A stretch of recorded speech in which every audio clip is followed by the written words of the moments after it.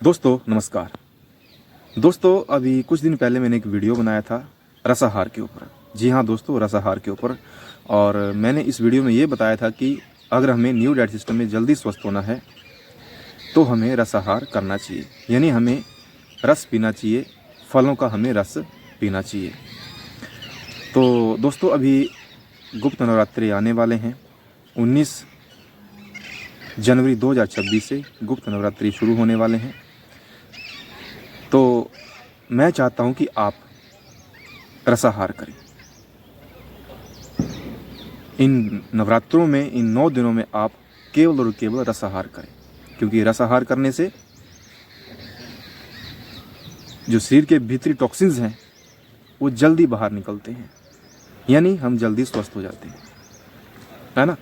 तो दोस्तों अगर आप रसाहार करते हैं तो आप पूर्ण रूप से स्वस्थ हो सकते हैं। आप रसाहार किसी भी फल को लेकर कर सकते हैं। आप डिफरेंट टाइप्स के फलों का रस पी सकते हैं, जैसे संतरे का, अंगूर का, है ना। जो भी आपको अच्छा फल लगता है जिसमें भरपूर मात्रा में रस हो, पानी की तरह रस हो, तो आप रसाहार कर सकते हैं और फलों का रस रोज़ाना पी सकते हैं। और इस दौरान आपने किसी भी तरह का कोई अन्न वगैरह नहीं खाना है, केवल और केवल रस ही पीना है पूरे 9 दिनों तक। और आपने अगर इससे बढ़िया रिजल्ट लेने हैं, रसाहार से और बढ़िया रिजल्ट लेने हैं, रसाहार से और जल्दी स्वस्थ होना है, तो मैं चाहूँगा कि आप एकाहार करें। जी हाँ दोस्तों, एकाहार, एक ही फल का आहार। आप कोई भी फल खा सकते हैं, एक तरह का रसदार फल, जो भी आपको अच्छा लगे। लेकिन उससे बढ़िया अगर होगा कि अगर आप उस फल को ना खा करके सिर्फ उसका रस पिए, एकाहार करें, यानी कि एक ही तरह का रस रोज पीना है ना। तो आप जैसे अंगूर का रस भी पी सकते हैं, है ना। तो इसमें जो सबसे बढ़िया जो मुझे लगता है, जो मैंने पिछले वर्ष भी किया था, वो था काले अंगूर। अगर आप काले अंगूर का रस पीते हैं तो बहुत बढ़िया है। ऐसा नहीं कि काले अंगूर ही बढ़िया हैं, सारे फल बढ़िया हैं। तो जो पिछली बार जो मैंने किया था पिछले नवरात्रों में, वो मैंने काले अंगूर पर किया था। मैंने पूरे 9 दिन सिर्फ और सिर्फ काले अंगूर ही खाए थे, एकाहार किया था, एकाहार ही किया था, और मैंने काले अंगूर का रस नहीं पिया था। लेकिन मैं चाहता हूँ कि आप रसाहार करें और एकाहार करें, है ना।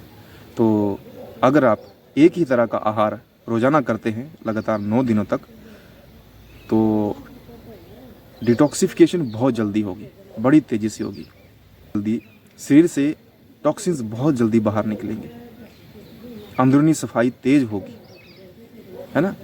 आपकी जो स्किन है वो नई बनेगी, ब्लड पूरी तरह से नया बनेगा, खून नया बनेगा। तो इन 9 दिनों में आप ये प्रण लें कि हमें सिर्फ रसाहार करना है, और ज़्यादा अच्छे रिजल्ट चाहिए तो हमें सिर्फ एकाहार ही करना है। जी हाँ दोस्तों, एकाहार।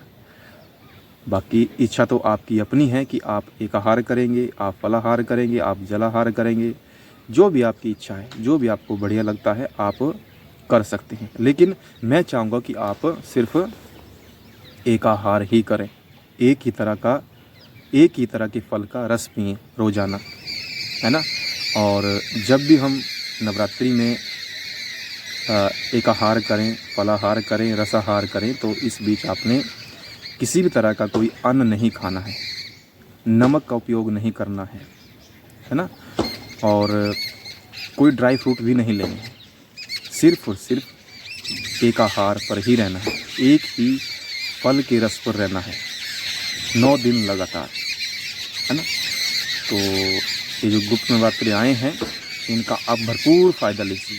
ये गोल्डन अपॉर्चुनिटी है, सुनहरा अवसर है अपने शरीर को डिटॉक्स करने का, अपने शरीर से गंदगी बाहर निकालने का, अपने शरीर से बड़ी बड़ी बीमारियों को बाहर निकालने का, है ना।